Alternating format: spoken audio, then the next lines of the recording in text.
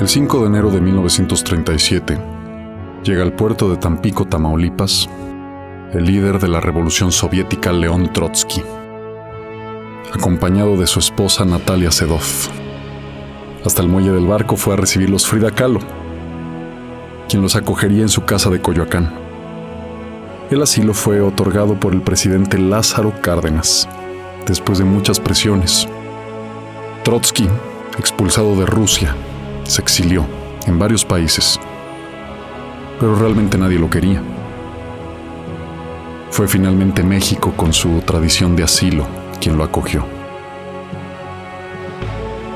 León Trotsky, después de luchar en la Revolución Soviética, junto con Vladimir Lenin y Joseph Stalin, fue entrando en conflicto con esos líderes. Lenin muere y Stalin toma el poder absoluto en la Unión Soviética. Y en su autoritarismo, declaró a León Trotsky como el gran traidor y, en consecuencia, el gran enemigo de Rusia.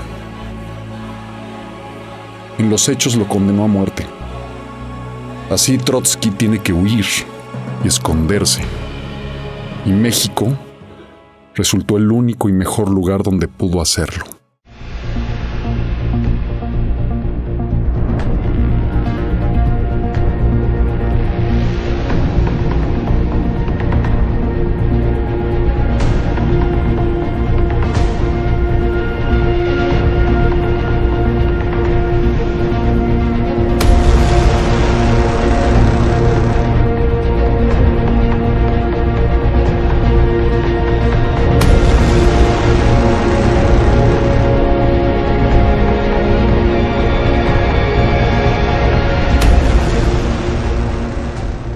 El capricho máximo de Stalin durante décadas fue asesinar a Trotsky. Se tardó mucho, o sea, desde el 27 hasta el 40. Se tardó todos esos años, pero no dejó de hacerlo. Se sabe que paralelamente al intento de Siqueiros de asesinarlo, el de mayo, y el de Mercader de agosto, hubo 10 otros intentos. Había 10 planes actuando para matarlo. Que no los conocemos todavía, ¿no? Pero se sabe que está. Y lo sabemos porque la clave de Mercader no es haber formado a Mercader para eso vino después. La clave es un señor que era el tercero en la KGB, que se llamaba Eitington.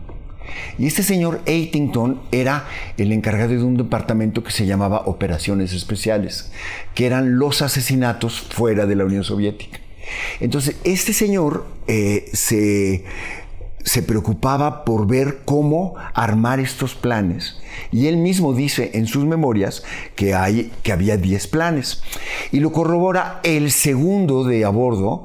O sea, el primero era Beria, había otro que era un general, y el tercero era Eitington, y el segundo de a bordo en sus memorias también lo ratifica. Yo creo que en efecto es así, es una venganza de carácter personal que alcanzó a Trotsky y a toda su familia. Al final, bueno, se sabe, también fueron asesinados sus hijos, sus nueras. Era una hazaña con la que procedió el régimen de Stalin, difícil incluso asimilar. Y creo que en efecto, el asesinato de Trotsky, políticamente hablando, pues es casi inexplicable. Trotsky estaba refugiado en México. Ciertamente seguía encabezando el intento de formación de una cuarta internacional, pero hombre, hasta donde yo alcanzo a ver, ya no era un peligro real para Stalin.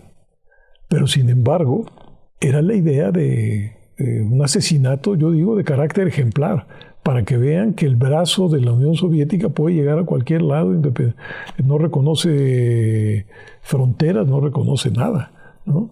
Es más, en la biografía de don Valentín Campa, un sindicalista mexicano muy connotado y que fue el candidato a la presidencia de la República sin registro del Partido Comunista Mexicano en 1976, en sus memorias, él dice que él se opuso al asesinato de Trotsky, porque se ventiló, al parecer, en la cúpula del Partido Comunista, que él se opuso. Y su razón era precisamente esa, que era innecesario. No que él estuviera con Trotsky, no, sino que para qué, que era un acto a todas luces desmedido, un acto, sí, pues de una venganza casi personal. Trotsky, después de vivir un tiempo en casa de Frida Kahlo, se traslada a una construcción cercana, la cual adapta y establece como una especie de búnker, una casona protegida con sus guardaespaldas. Estas son imágenes de la casona de Coyoacán en aquella época. Está situada al lado del río Churubusco. Actualmente es un museo en donde se conserva el lugar que habitó. A través de la GPU, que era la policía del dictador ruso, se hicieron múltiples planes para poder asesinar a León Trotsky. Uno de estos intentos fue liderado por el pintor David Alfaro Siqueiros. El 25 de mayo de 1940, un comando disfrazado de policías y militares penetraron la casa fortaleza de León Trotsky. Los individuos armados de ametralladoras Thompson hicieron más de 200 disparos. De manera increíble, las posibles víctimas se salvaron. Trotsky y su esposa se escondieron debajo de su cama y gracias a ello, escaparon de la muerte. El líder soviético sabía que Stalin estaría buscando todas las maneras de liquidarlo. Se armó un gran escándalo y finalmente llegó la policía a averiguar lo que ocurría. Y lo importante es que Eitington fue enviado también como agente y en uno de los planes que armó, que para él era en el que él invirtió más, es en el que sedujo a la madre de Mercader. La madre de Mercader, Caridad, era una señora rica, catalana, rebelde de una familia de la élite comercial y colonialista catalana, porque ejercieron su comercio en Cuba, en la Cuba, te estoy hablando de principios de siglo, mucho antes de la Revolución. Y esta mujer, que era una rebelde, estaba vinculada a los movimientos sociales en Cataluña. Y sus hijos, que tenía de varios matrimonios, fueron enviados a la guerra civil como cuadros que actuaban a favor de lo que les dijera Eitington, que tuvo como una de sus metas, y esto también está documentado, aniquilar a todos los trotskistas que había en la Guerra Civil Española. O sea, ese es un antecedente importante del asesinato de Trotsky. Y en aquel entonces, el PCM y su vocero, La Voz de México, pues tenían una campaña permanente contra la estancia de Trotsky en México. Pero no solo ellos, también la corriente lombardista se opuso a que el general Cárdenas le otorgara el asilo a Trotsky. Y gente muy destacada, y en otros campos, incluso que es necesario valorar mucho, como Narciso Bassols, estuvieron en contra de que Trotsky estuviera aquí, haciéndose eco de la versión de que era un agente de la derecha o del imperialismo y todo este tipo de descalificaciones que se reproducían casi como un eco. O sea, no fue marginal. Por eso también creo que la actitud del presidente Cárdenas tiene que ser doblemente subrayada. El presidente Cárdenas estuvo de acuerdo en darle el asilo por razones humanitarias, porque se dio cuenta de que México era prácticamente el último refugio para León Trotsky. Y entre las condiciones que puso para el asilo fue que Trotsky no hiciera política en México. Y Trotsky, es que hasta donde sabemos, cumplió cabalmente. Y Trotsky siempre estuvo pues muy agradecido a ese gesto del general, que mucha gente cercana al general no veía con buenos ojos. El periodista del periódico El Nacional lo narra así. Aquí tuvo importancia destacada el director de la policía, el general José Manuel Núñez. Después de ciertas averiguaciones de la policía, se enteraron de que el atentado fue coordinado por el pintor David Alfaro Siqueiros. Se puso al descubierto toda la trama del asalto que fue ejecutado en Coyoacán. En entrevista, el coronel Sánchez Salazar principió diciendo que la táctica seguida dio al final buenos resultados, ya que se trabajaron todas las pistas, pero la más certera, la que dio la clave del asunto, fue la proporcionada por el propietario de la tienda La Sorpresa, ubicada en las calles de Viena, indicando que había visto en la caseta de policía a 2 mujeres vecinas. Catearon sus casas y encontraron evidencia. Se llamaban Julia y Ana María. Un cuaderno de la hija de Julia, que por cierto se llamaba Sovietina, donde decía: nuestra intención no es matarlo, sino vigilar sus actividades. Además tenían un croquis de la casa de Trotsky y varios contactos y direcciones.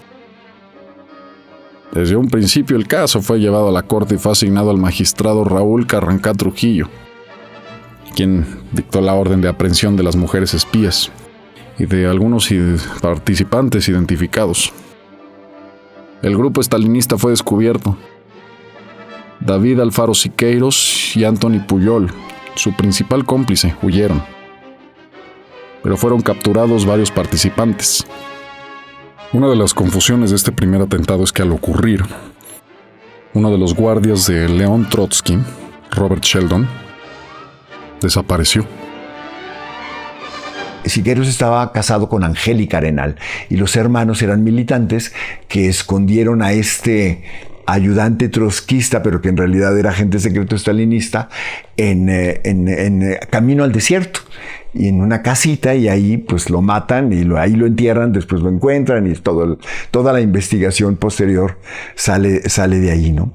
Lo más increíble es que ya que lo encuentran, Trotsky no puede creer que él haya sido agente soviético, porque él creía que era muy fiel, y entonces tú tienes ahorita en la tumba de Trotsky, en la casa de Trotsky, donde están también los restos de su esposa, que murió después, por supuesto, enfrente tienes una placa que mandó poner Trotsky elogiando a este pseudo trotskista que era agente secreto soviético, o sea, que iba para asesinarlo, y es un homenaje que le hace Trotsky a uno que era cómplice de su asesinato.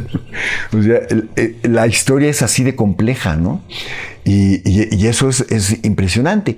Pero ves, más que, o sea, por supuesto, tratan de formar utensilios, ¿no? Gente que sea útil para esta, pero no como cuadros, solamente como cuadros fieles, sino simplemente el que no fuera fiel, cuello, ¿no? O sea, el número de asesinatos, tú ves la historia más exacta del Gulag es la que hizo Anna Applebaum, que ganó un Pulitzer con esa investigación. Es impresionante. O sea. El coronel Sánchez Salazar era el jefe del servicio secreto y a él le encargaron la investigación. Entonces, es un libro contado en primera persona, el singular. Cómo vivió él las cosas. Él está en su casa, recibe un telefonazo y le dicen: han atentado contra Trotsky. Porque arranca desde el primer atentado, el que fue encabezado por Siqueiros. Entonces, él estaba en esa investigación cuando se produce el crimen. Y entonces también cuenta cómo llegaron hasta Monart, que así se le conocía entonces. Es un thriller. Se trata de una investigación muy, muy seria. Bueno, en primer lugar, en relación al atentado, hubo toda una versión generada, digamos, por los propios seguidores de Stalin en México, de que no había sido un atentado, sino un autoatentado de Trotsky. Y entonces fue Sánchez Salazar y su equipo de investigación quienes fueron descubriendo el hilo de los que habían participado.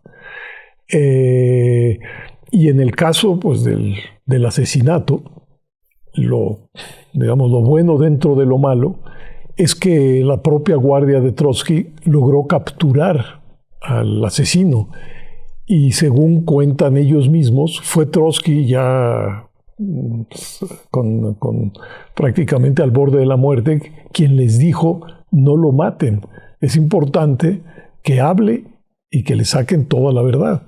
Y entonces pues lo entregaron a la policía. Y ahí empezó, digamos, en ese caso, pues lo que había que hacer es desenvolver la trama, porque el autor material estaba ahí, ¿no?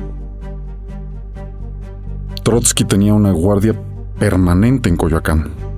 También tenía a su servicio a diferentes personas, entre ellas a las hermanas Aguelov, que le servían como secretarias, le hacían traducciones y otros servicios. Una de ellas, Silvia, activa trotskista de origen norteamericano,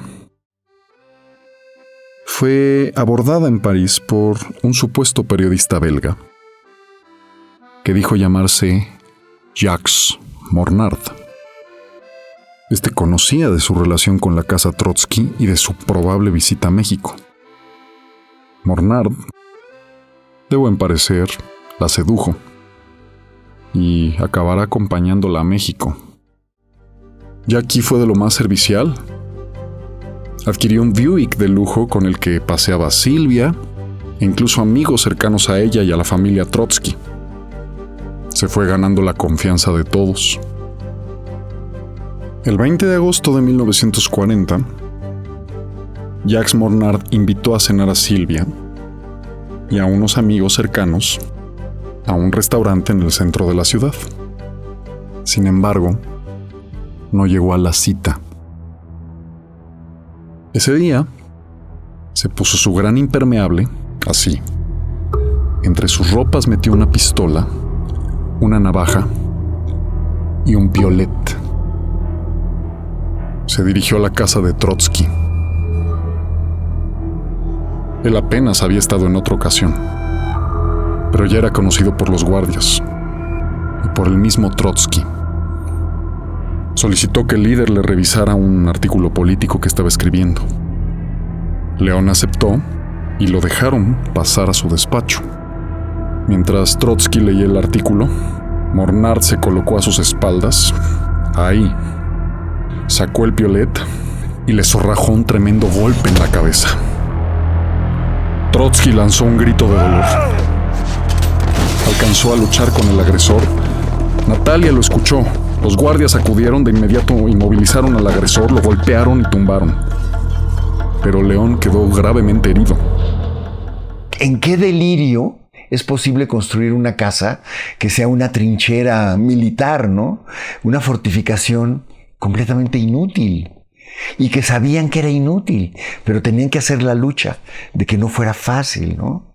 Y entonces es dentro de Coyoacán. Además, si tú ves las fotos de la época, primero lo que ahora es el periférico Río Churubusco era un río de verdad, medio seco, o sea, un río de temporal, pero era un río. Y el río pasaba al nivel de la casa. Y enfrente toda la calle de atrás es como una cuchilla, ¿no? Y la calle de atrás era de terracería.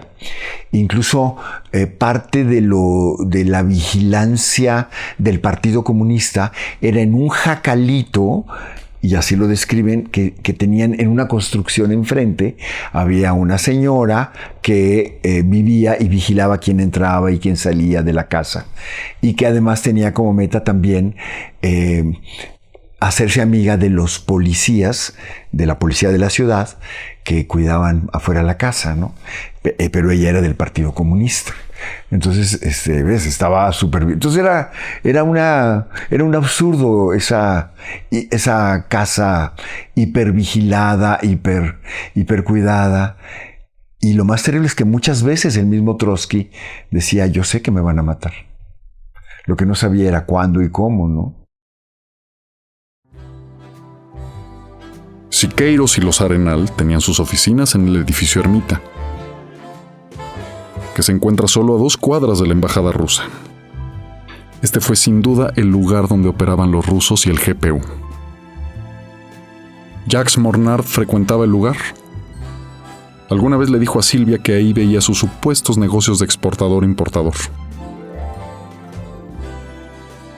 Este edificio emblemático cobijó muchas de las operaciones patrocinadas por los soviéticos.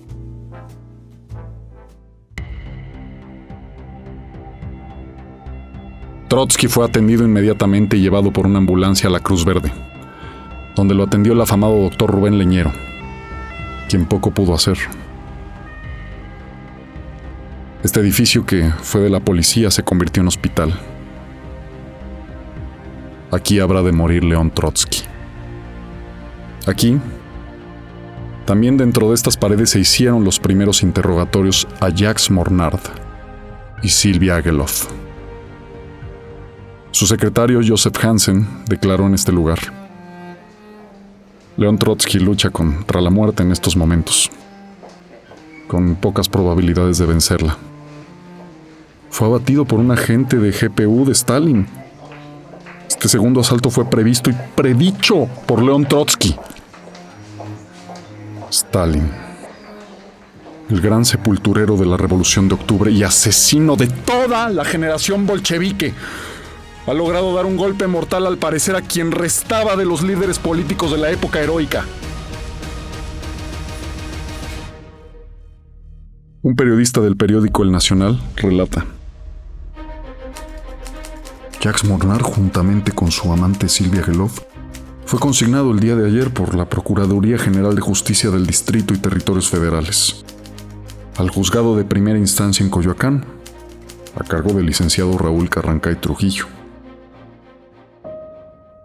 A partir del arresto de los sospechosos, empezó la labor de los tribunales de justicia. Un caso especialmente difícil por sus características. Se conservan las declaraciones completas que hicieron los inculpados y los testigos. Gracias a ello podemos revisar cómo evolucionó el caso. La justicia de la época fue sometida a todo tipo de presiones, tanto en el ámbito nacional como presiones de índole internacional. No era un asesinato común. Al frente de todo ello estuvo el magistrado Raúl Carrancá Trujillo. Además, el inculpado cambiaba de nombre y de personalidad. Un inculpado inaprensible. Los funerales de Trotsky se llevaron en el centro de la ciudad, en la agencia Alcázar. Una multitud vio el cortejo. Incineraron sus restos. La prensa nacional e internacional presentes. Mientras Mornard declaraba: Ahora diré a usted los motivos que tuve para cometer el crimen. León Trotsky me desilusionó totalmente, como líder político, después de haber abusado de mi creencia y fe en su persona, en su beneficio personal. Como ha abusado de la clase obrera, destruyó mi personalidad moral y, por consiguiente, mi vida. Por él acepté venir a México con un nombre falso y pasaporte falso. Me sentí en sus manos estrujado como un papel. Me proponía convertirme en un terrorista, desmoralizar y sabotear a los soviéticos, o de renunciar a Silvia, única cosa que me quedaba en la vida. 7 u 8 días antes del atentado, me vino la idea de matarlo. No tenía ningún plan definido. Quería lograrlo y suicidarme después. Para ejecutar mi propósito pensaba emplear el piolet que traje de Francia, pues porque sé manejarlo muy bien.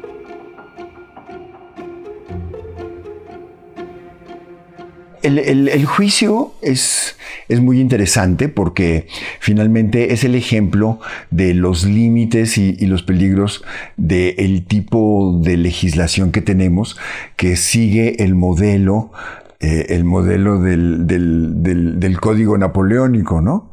En el cual lo importante es la verosimilitud del expediente. O sea, todo está juzgado según, y no sé, cuando has estado en un lío legal, lo importante no es la realidad, sino cómo el expediente está alimentado de testimonios que son pruebas que hacen verosímil tal o cual condena o liberación, ¿no? Y eso pues tiene límites cuando la ley no está ejercida como una ley que tiene su propia lógica, sino que está ejercida políticamente. Es decir, cuando la ley se subordina a la política de partidos o de fuerzas de poderes reales, ya todo se convierte en una porquería, ¿no? Y en México, pues tenemos fluctuaciones, ¿no? De situaciones de alta legalidad y situaciones de manipulación política de las leyes, ¿no? Por supuesto. Algo increíble es que, bueno, primero, el tipo fue atrapado en infraganti, ¿no? O sea que no hay duda que era el asesino, ¿no? Lo que no sabían es quién lo envió, o sea, quién es el autor intelectual del asesinato. Sabían que era Stalin, o sea, el mismo Trotsky antes de morir dijo, este fue Stalin. O sea, les ahorró la investigación, ¿no? Pero no, querían seguir la investigación, quiénes son los vínculos, etcétera, todo, ¿no? Y el gran fracaso del juicio de Carrancá, que tuvo muchos aciertos y fue muy prudente en muchas cosas, el gran fracaso es haberla convertido en cómplice del asesinato. Porque él lo acusan de muchas cosas, de portar armas, de entrar clandestinamente, de traer pasaporte falso y del asesinato. Y a ella solo de ser cómplice del asesinato. Pero no, ahí el juez no tuvo duda, ¿no? ¿Por qué? Pues porque eran pareja, porque ella lo introdujo a él a la casa, en fin, lo parecía lógico que ella fuera cómplice, ¿no? Y eso es un enorme fracaso. Entonces, solo gracias a que la viuda de Trotsky habla con el presidente y el presidente presiona a los jueces, que era Cárdenas, presiona a los jueces y entonces la liberan. Y ella se va a los Estados Unidos después de ese inmenso trago amargo, ¿no? O sea, no solamente, es lo que trato de contar en mi novela, ella tenía dos dioses. Uno era Trotsky y el otro era enamorado, pues estaba perdidamente enamorada de él. Y un dios mata al otro, ¿no? Entonces ella se queda. Hay un testimonio que cuenta que ella no habló durante años. Y que solamente hasta que supo que Mercader murió, ella sintió un alivio, ¿no? O sea que el trauma fue terrible, ¿no? En estas fotos se puede ver cuando está declarando Frank Jackson, o Jacques Mornard, como decía llamarse. Él ante un escritorio con el juez. Ella atribulada en una cama, casi desmayada de la impresión. Le acompaña y consuela todo el tiempo su hermano Monte.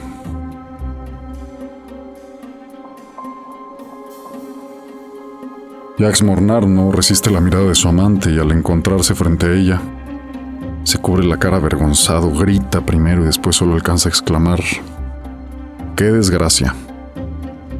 Y cuando el asesino del señor Trotsky se entera de que se halla presente el jefe del servicio secreto, agrega: Coronel, ¿por qué trajo usted ante mí a esa mujer? No quiero verla. Deseo no hacerla sufrir más. Y esto lo expresa en correcto castellano, lo que quiere decir que el hombre de los 100 nombres había simulado no saber ni jota de nuestra lengua. Silvia, en cuanto supo que iba a ser llevada ante Jacques, protestó, lloró, suplicó que no se llevara a cabo la diligencia, lanzando estas palabras de fuego: no quiero ver ni hablar más con ese asesino. Ya en el careo afirmó: no y no 1000 veces, es un hipócrita asesino.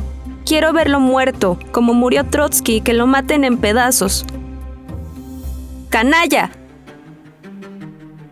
Natalia Sedova, la esposa de Trotsky, declaró a favor de Silvia.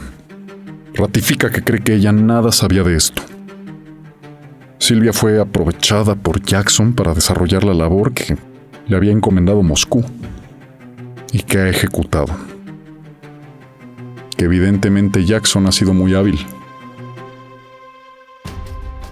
A Silvia Agelov Maslow se le dio formal prisión en septiembre de 1940. Permaneció en reclusión en un cuarto del Hospital Juárez por su grave estado nervioso. 2 meses después se le otorga la libertad por desvanecimiento de datos.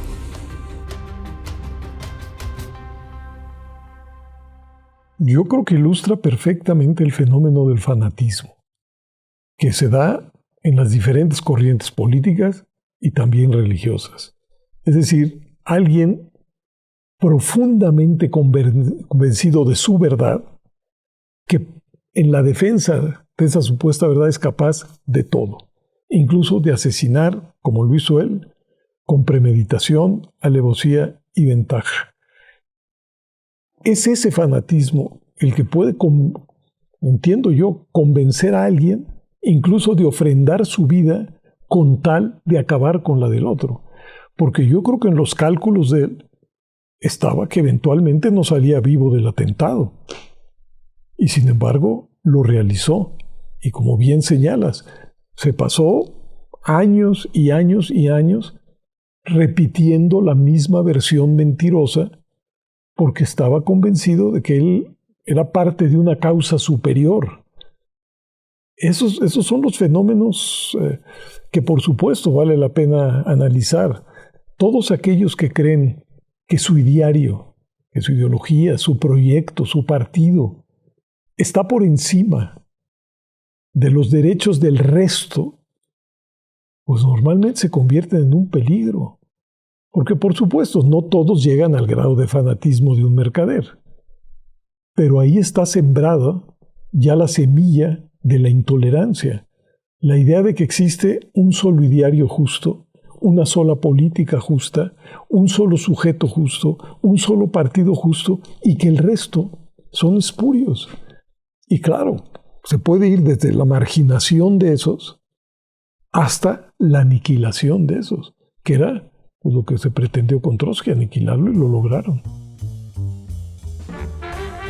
De hecho, Ramón Mercader, que es el verdadero nombre de Jacques Mornard, fue entrenado por el servicio secreto ruso, el GPU, para tener otra identidad y poder responder a todas las preguntas que le hicieran. Mercader además tenía la facilidad de los idiomas. Hablaba perfectamente el francés y bien el inglés. En su estancia en México y en su convivencia con Silvia jamás habló con su nativo español. E incluso en el juicio siempre exigió tener un traductor. Y sí, su madre, como declaró en el juicio, debió de haberle entregado $5,000 e incluso más dinero. Ella era la intermediaria del financiamiento ruso.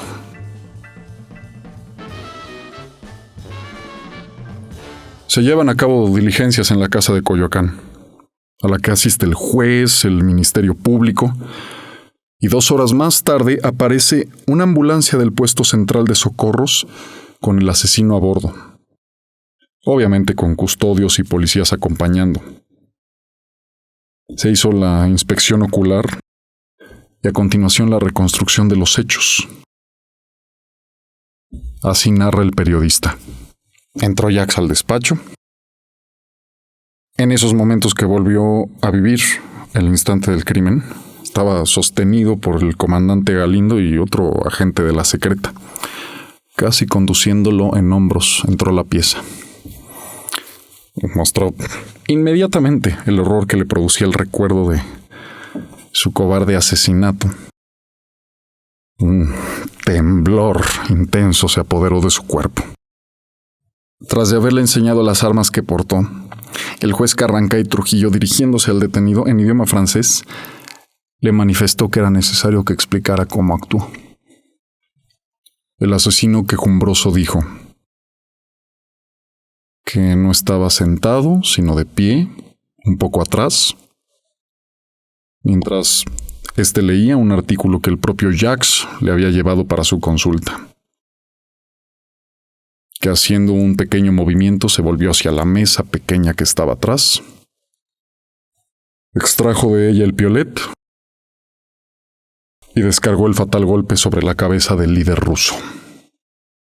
En la simulación de esta escena, el propio asesino, ante la expectativa de todos, empuñó un periódico enrollado y, como si tuviera el piolet, escenificó el momento culminante de su crimen con toda claridad y precisión. Había una idea que ahora llamaríamos terrorista detrás de una idea de revolución, ¿no? O sea, siempre dentro puede ser visto como una de las ilusiones del siglo XX, ¿no? Y a nosotros nos tocó vivir en los 70s, pues las últimas reencarnaciones todavía con signo positivo de aquel movimiento que tendía siempre al síndrome totalitario, ¿no? Por ejemplo, una cosa que me interesaba mucho en el estudio de los movimientos populistas rusos era que los intelectuales que se sumaban a los movimientos populares siempre lo hacían con la idea de dirigir los movimientos populares. Movimientos sinceramente de rebelión que conducen siempre a un esfuerzo totalitario. Y dentro de eso hay algunos individuos que son más activos, que no son los militantes. Los militantes son los primeros en subordinarse a la adoración de un líder, sino que son los artistas, que también se convierten en adoradores de un líder, pero muchas veces son disidentes profundos, ¿no? Que creen en una idea extraña de que puede existir una revolución en las artes. Y por supuesto, cuando ya están metidos en un movimiento, se dan cuenta que a los líderes políticos no les interesa la revolución en las artes, les interesa que los artistas se conviertan en propagandistas de su movimiento y de su construcción del poder. Solamente. Es un tema apasionante. ¿Por qué gente admirable como Eisenstein en realidad están haciendo películas de propaganda, ¿no? O sea, el Octubre, la película de Eisenstein, no tiene nada que ver con la historia. Lo que hizo Lenin fue un golpe de Estado a una elección democrática. Y entonces, pero lo convierte en que las masas tomaban el Palacio de Invierno, lo cual está demostrado que es completamente falso, ¿no? Y cuando él viene a México y fracasa, y bueno, toda esa historia, y regresa, lo obligan a hacer una película sobre cómo es maravilloso que los hijos delaten a los padres que no son revolucionarios. En realidad está el síndrome totalitario fermentándose y bueno, es una historia en la cual los artistas no son solamente seguidores o no seguidores, rebeldes o no rebeldes, sino que hay una situación compleja en la cual muchos son sinceramente creyentes en un cambio que por supuesto nunca se da. Lo que se da es una dictadura totalitaria, ¿no? Y terminan los más favorecedores de la revolución, terminan en peores circunstancias, asesinados, arrinconados, negados, ¿no?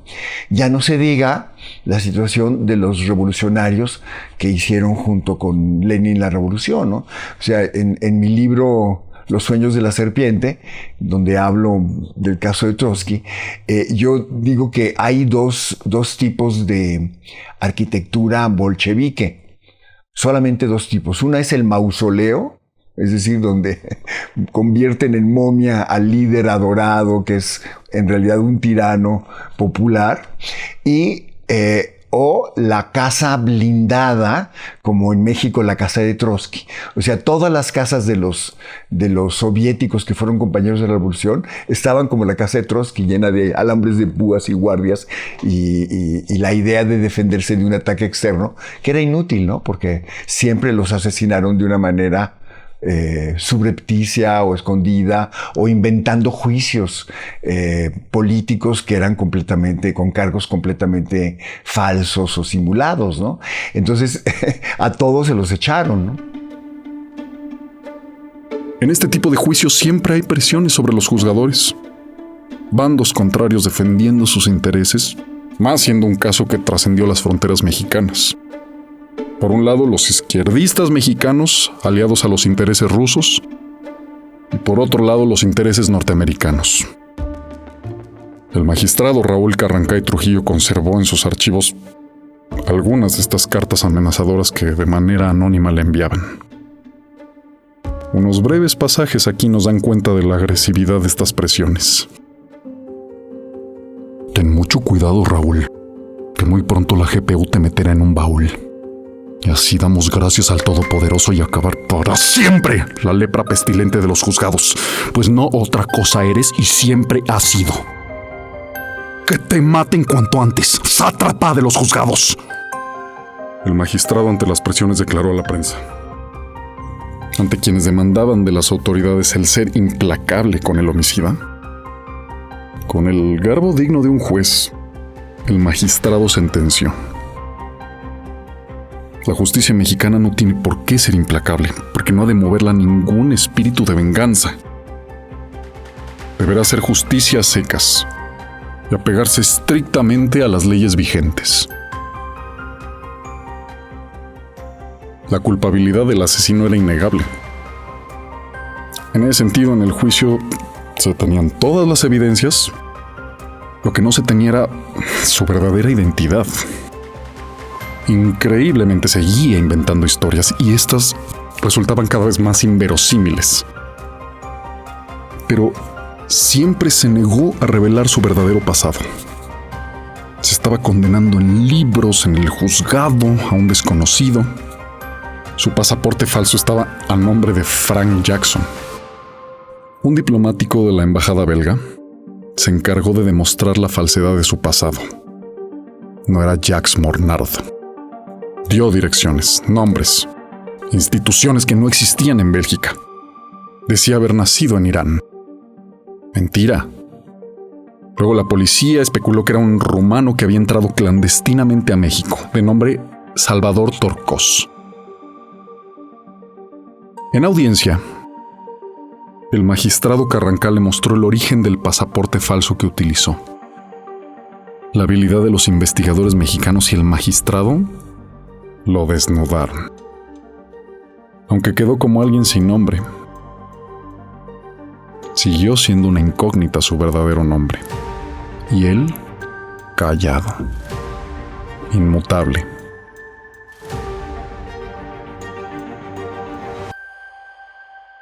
Yo nací el año en que mataron a Trotsky. Yo nací en diciembre de 40 y él lo mataron en agosto de 40. Entonces me llamó mucho la atención y en la Facultad de Derecho también lo comentamos, etc. Y yo tuve la idea de ir a conocer a quien lo mató. Pero ¿cómo conocer a quien lo mató? Entonces le pedí al director de la Facultad de Derecho en aquella época, siendo yo estudiante de primer año de la Facultad de Derecho de la UNAM, que me permitiera hacer una llamada al penal de Santa Marta, Acatitla. Y hablé con un general que era el director y le dije que encabezaba un grupo de 6 personas que queríamos conocer las nuevas instalaciones de Santa Marta, Acatitla, que sustituían a Lecumberri. Total, llegamos ahí y yo ya tenía preparado un papel. Y me dice el general: antes de invitarlos a desayunar y conocer las instalaciones, voy a tener una plática con ustedes. ¿Quiere hacer algún comentario alguno de ustedes? Le digo: sí, yo quiero conocer al que mató a Trotsky. Dice: eso no se puede. No recibe a nadie. Y saqué un papel que decía: señor, quiero tener el gusto de conocerlo sin preguntarle el motivo por el cual está usted aquí. Eduardo Luis Fejer Trenchiner, con mis apellidos. Se rió el general. Dice: pues, ¿cómo te va a recibir? No, pues sí, que pase. Y ya pasé y fui a su celda. Me presenté con él y les voy a dar una idea del personaje. Era un agente que medía quizá 1,80, 1,90, blanco, de ojos azules, con lentes de oro, una bata blanca muy elegante, de finas maneras y con unas plumas Schiffer que usaban mucho de oro en aquella época. Y el interrogado realmente fui yo. Que cómo con esos apellidos y qué estudiaba y que por qué quería conocerlo, etc. Entonces, me vi inocente de 18 años y me dice: ¿tienes tiempo? Si te quieres ganar el desayuno, tienes que acompañarme a trabajar. ¿Puedes, Leo? Sí. ¿En qué consiste el trabajo? Dice: en cambiar focos, porque yo soy el jefe de mantenimiento de este penal.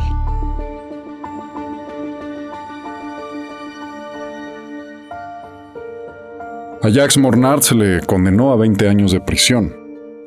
En aquel entonces esta era la pena máxima. Después de la delegación, fue conducido a Lecumberri y luego a una cárcel en Iztapalapa. En su reclusión era un hombre tranquilo. Ayudó a alfabetizar a algunos reclusos y a dar clases de electricidad. El personaje daba una sensación de tranquilidad extraña. Es decir, yo sabiendo qué es lo que había hecho, pues me sentía en confianza con él. Anduve con él en todo el penal, ayudándole a cambiar focos y a platicar y todo, con mucha, con una corriente de mutua simpatía. Es mi punto de vista. Y claro, quizá por la edad que tenía yo, pues no me di cuenta de esta persona que fue entrenada por la NKVD perfectamente, la policía secreta rusa, efectivamente para matar. Yo cuando platico con mis alumnos les digo que hay 3 tipos de moralidad. Y lo comento porque uno de los 3 tipos a los que me voy a referir tienen que ver con el carácter de Ramón. Hay el moral, el que sigue las buenas costumbres y las reglas, independientemente de la religión. El inmoral, que las rompe constantemente. El peor de todos es el amoral. Es el que comete un asesinato y al rato se va con sus hijos a tomar un café a la esquina. Ese es el carácter que buscaron los soviéticos de la época de este personaje, que además estuvo en la Guerra Civil Española, que viene de un hogar muy extraño. La mamá nació en Cuba, de una familia rica, ¿verdad? Luego regresa a España y conoce a este señor, al que era padre de Ramón, que era un prominente textilero. Se pelea con él, Caridad se llamaba, se pelea con el marido y induce a los hijos a ponerle bombas a las fábricas del marido. Una mujer de mucho carácter, muy inteligente, viciosa, pero totalmente imbuido por las ideas extremas del comunismo de la época. Y así en ese rodar por la vida conoce a varias gentes soviéticas, obviamente, y le mete las ideas también a Ramón. Ya le habían matado en la Guerra Civil Española a un hijo, y lo prepara con ideas avanzadas marxistas. Durante el tiempo que estuvo recluido, el criminólogo Alfonso Quirós Cuarón estuvo haciendo estudios psicológicos y de personalidad al preso. El proceso duró 6 meses, conversaba con él, jugaban a las cartas, escuchaba el relato de sus sueños. Sin embargo, nunca llegó a saber su verdadera identidad. Años después, en 1953, en un viaje a España que realiza el criminólogo, topa con un policía que reconoce inmediatamente a Mercader en una foto. Comprueban su identidad con huellas digitales y finalmente se sabe quién realmente es. Su nombre, Ramón Mercader del Río, catalán, hijo de una notoria militante stalinista, Caridad Mercader.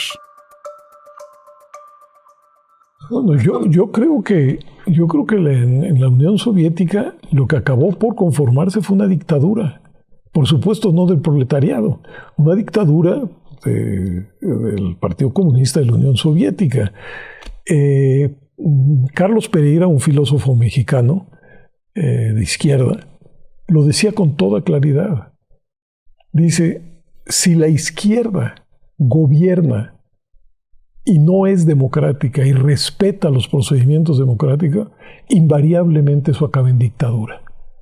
Y estaba pensando, por supuesto, en la experiencia soviética, estaba pensando en la experiencia china, estaba pensando en lo que sucedió en Camboya con Pol Pot y estaba pensando también en la Cuba de Fidel. Es decir, la izquierda no democrática puede generar regímenes dictatoriales como la derecha no democrática. ¿Por qué? Porque no le da importancia ni a las normas, ni a las instituciones, ni a los procedimientos a través de los cuales la diversidad política puede competir y coexistir de manera pacífica. Es la vieja idea de que hay un sujeto, que se puede ser una clase, o un partido, o un movimiento, que según ellos encarna todas las virtudes. Y dado que ellos encarnan las virtudes y el futuro, les está permitido todo. Y dado que les está permitido todo, pues entonces las víctimas son todos aquellos que no compartan su proyecto. Ese es uno de los asuntos, digamos, más terribles de ayer, de hoy, y yo creo que lo será de siempre. Ramón Mercader salió del reclusorio. Inmediatamente tuvo que salir de México, pues el gobierno lo declaró persona non grata. Salió con visa checoslovaca, vía La Habana.